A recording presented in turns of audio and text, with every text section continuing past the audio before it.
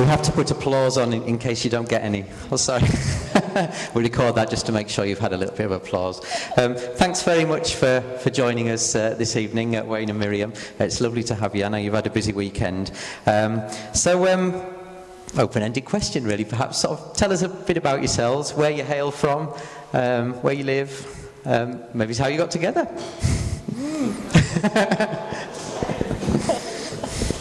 Well, hold the mics up so we can hear you. Yes, well, I was born in Liverpool, but you probably wouldn't guess from my accent now. I was actually brought up in Wigan. All right. And I went to university at the age of 19, and that was in Dundee, and that's where I studied mechanical engineering. And, thank you. But I wasn't always academic. I left school with very few qualifications, if nothing, and I became a Christian just as I left school. It was just before my 16th birthday, and I felt the Lord challenging me as I became a Christian through a friend, just witnessing at school, and we got into a fight because he invited me to church, and I didn't want to go to church. Right. And he called me a chicken in front of everyone. And so we had a fight in the classroom, and even when the teacher pulled us apart, he said, "Chicken." And so the challenge was put out to go to church, and I did. I went to church, and I gave my life to Christ. 2 weeks later, I didn't really understand the gospel the first time I heard it, but I knew I wanted to be a Christian. I didn't know how to ask Jesus into my heart. So I went back to the church the following week, and I became a Christian. And I knew at that moment in time I wanted to be a missionary. I didn't know what a missionary did, but I dragged my brother along to church, and he became a Christian. I dragged my friend to church, and he became a Christian. And my life was really changed radically. And so I went back to school. It took me 3 years to get some qualifications enough to get to university, and that's where I met Miriam. Right. Smashing. So yeah, I'm really responsible for him ending up in Dundee, because that summer I had having made a commitment to the Lord as a young teenager, about the age of 11 or 12. That summer I had felt the Lord calling me into full-time missionary work. I was only 19, and I struggled and struggled all that summer, and then eventually got to the end of the summer and said, "Okay, Lord, I'm willing to go, but only if you give me a husband." Which was a pretty brave prayer to pray, but I think the Lord in his grace looked down and said, "Yeah, you're right, you're really going to need a husband." So meanwhile, while I was praying this prayer, Wayne was supposed to be going off to further education college in Hull, and he hadn't even applied to Dundee University, but somehow they had got hold of his name through the university application system, and they phoned him and said, "Would you like to have a place on a degree course instead?" So he looked at a map, because he didn't know where Dundee was, and instead of driving off to Hull, he turned the car in the opposite direction and drove to Dundee, and we met about 2 weeks later. And he had a car. Oh, well. And that was it. That signed Done deal then. Sealed the deal. Right. And so you were obviously sort of very much sharing a similar vision, really, and you ended up working for WEC International, which is World Evangelism for Christ. Yeah, World Evangelism for Christ. So could you tell us perhaps a little bit about sort of their aims and what their sort of mission statement is, really, I suppose? I guess it's World Evangelism for Christ. Well, WEC stands for Worldwide Evangelization for Christ. It's an old missionary agency started by C.T. Studd. Now, C.T. Studd was a famous cricketer, and he played in the Ashes for many years. He was well known as a cricketer, but he was a very wealthy man also, and he gave his wealth away.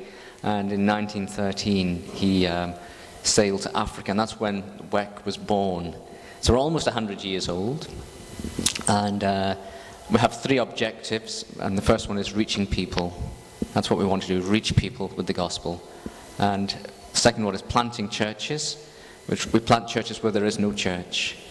And the third objective is mobilizing for missions.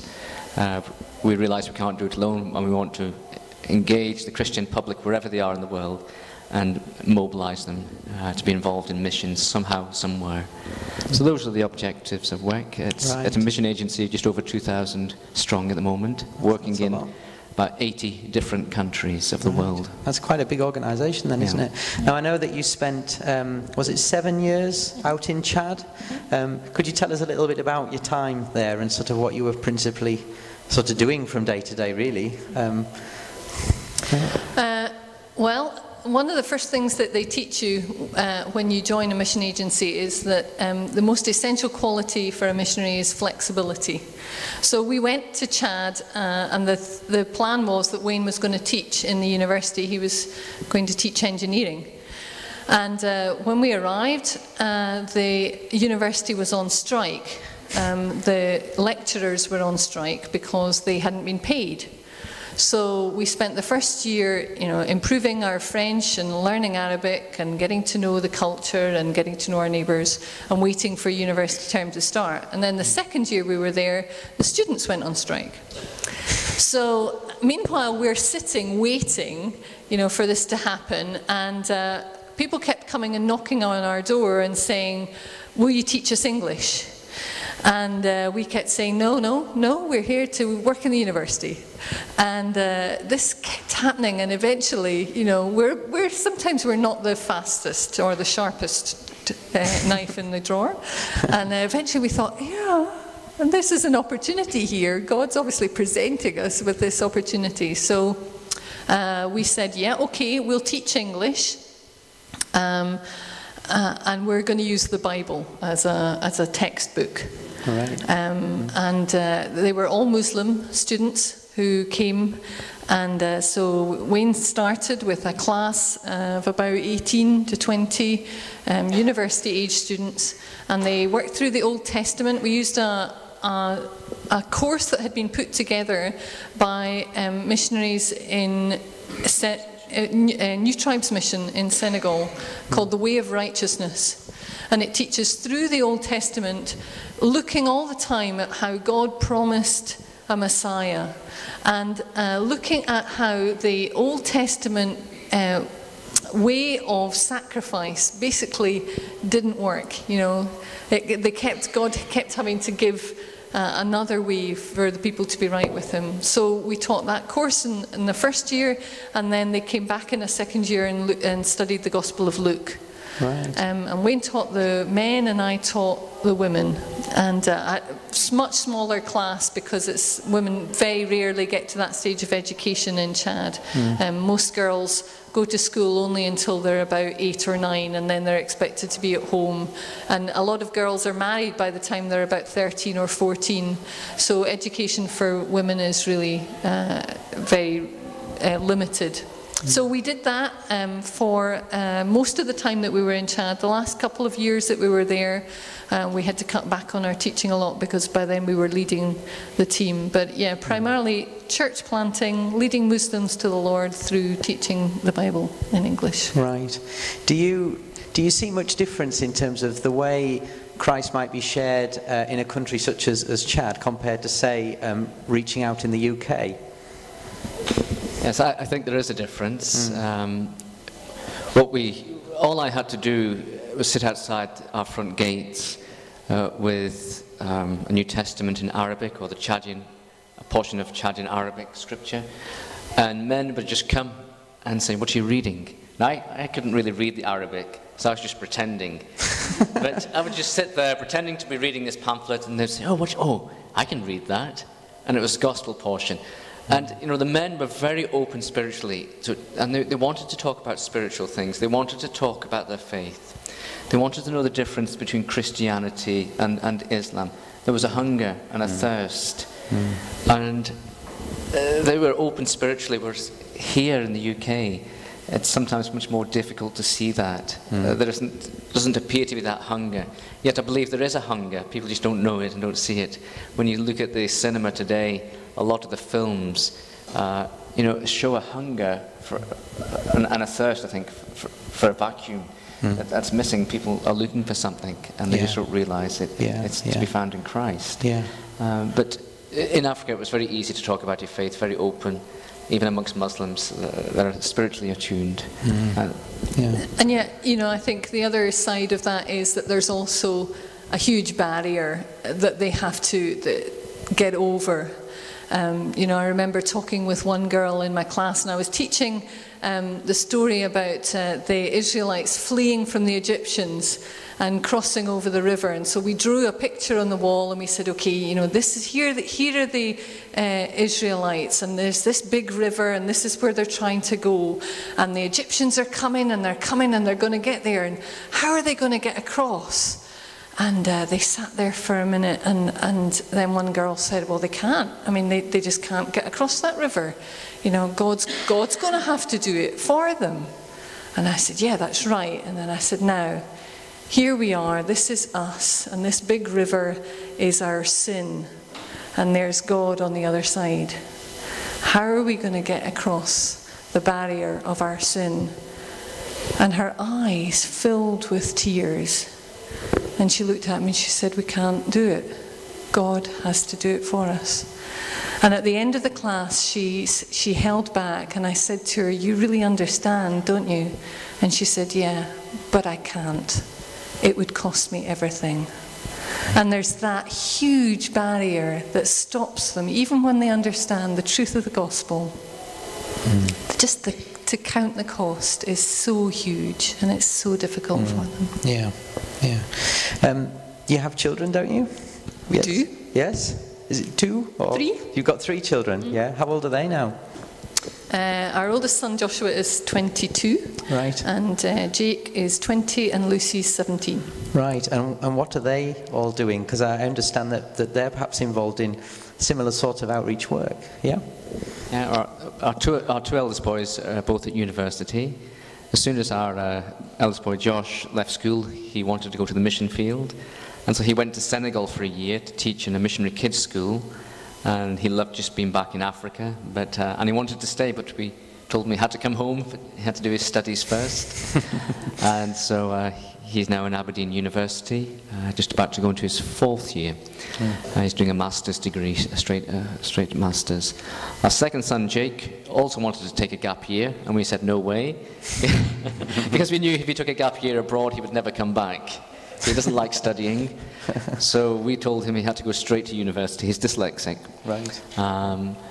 But he just took 3 weeks out this summer, and was in Malawi teaching pastors and in the prisons. He's studying theology at Edinburgh University. And our daughter, Lucy, is just about to take a gap year to Thailand. She's 17. And she's going to be working in a school in Chiang Mai, teaching children, refugee children, local children, who don't have an opportunity really to go to the schools. And she'll be able to share her faith with them at that stage.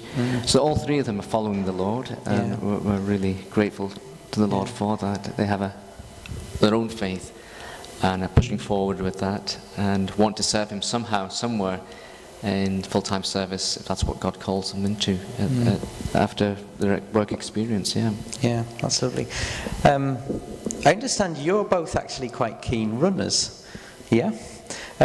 We obviously watched the More Than Gold thing earlier. Are you? Do you see opportunity there for sort of harnessing the Olympics as a means of outreach? Yeah. I didn't know whether they had any specific thoughts on it, really. Yeah. I think anything and everything is an opportunity. It's whether we see it that way and just use the opportunities that God gives us, any interest. I think, I was looking at particularly the quiz, the sports quiz, and thinking, it's so difficult to get men to come to things in church often, isn't it? And I was thinking, a sports quiz, they would love that, and a great opportunity to get them into a setting like this, and then, have someone share their testimony or whatever. So I think we need to be creative and use any opportunity that we have. Yeah, and I understand. You've done marathons then, have you? Have you both done marathons? You both run marathons? I run the marathons, and I only do a half. Miriam does halves, but the halves are still very good. And did I hear something about barefoot as well? Is that half marathons barefoot? I enjoy barefoot running, yes. That's incredible. I was getting injured so much. I run a lot, and I try to run most days, and some days I just go out and run and run and run. and that takes the wear and tear on your joints. And so when I was injured last year, the year before, I can't remember now, but I looked into barefoot running, and someone said that might be your answer. And Right. it's a different way of running, and I love it. So whenever I run I just ran the Skye Half Marathon a few weeks ago barefoot, and before that the Edinburgh Half Marathon barefoot, and I just entered the Singapore Marathon in December and hope to do that barefoot. So That's yeah, incredible. It's just another passion I have. You'll have to let us know how you get on. That's brilliant. Well, thank you very much for joining us. We're actually going to be sort of thinking a little bit more about the Christian journey being a little bit like running the race that's sort of set before us, and sort of thinking about all the kind of training and discipline that needs to feed into that to enable us to be good athletes in the race. I presume when you're heading towards a marathon, there's an awful lot of things you have to do in preparation for that. Yeah, do you change your diet? Do you? There is a lot of preparation. I mean, sometimes you can just go out for a run and that's okay, but if you're training for a marathon, it takes discipline. You've got to switch that television set off, and you've got to put in the work. You've got to be dedicated, and you've got to have someone alongside you who can help you, who can coach you, and you've got to keep your eyes focused on the goal while you're doing it. And, yeah, there's a lot of parallels with the Christian faith, you know, discipline of reading God's word and keeping your eyes fixed on Christ to see us through. Because you do face obstacles, and in the marathon I was just sharing in the evening service, my first marathon I hit the wall, and that's when your glycogen levels are so depleted, you have no energy left. And I struggled to finish that first marathon, and that was just because I was arrogant, went out very confident, and didn't take on fuel, and I learned lessons from that. I went out too quickly, but the Christian life is like a marathon. You've got to pace yourself, be disciplined. Yeah. Well, thank you very much. Thanks for sharing with us. Give them a round of applause. Thank you.